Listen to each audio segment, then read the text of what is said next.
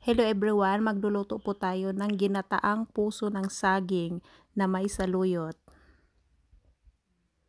Palalambutin lang natin ito.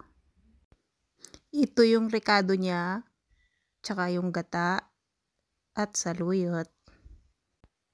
Ito naman yung pinakuluan natin kanina na puso ng saging.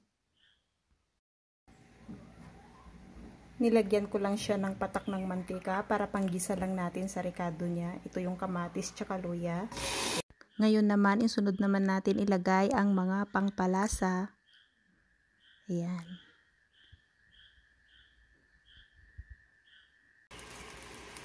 Isunod naman natin ang puso ng saging.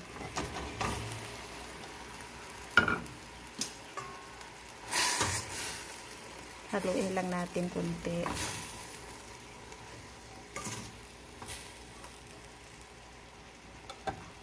Pwede na natin isunod ang gata. Ayan.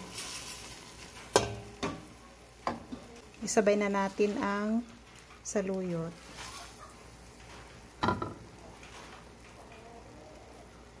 Takpan lang natin. Tignan natin kung luto na.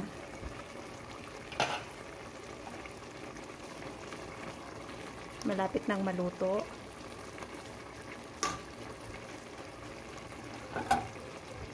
Takpan lang natin ulit. Luto na ang ating ginataang puso ng saging na may saluyot.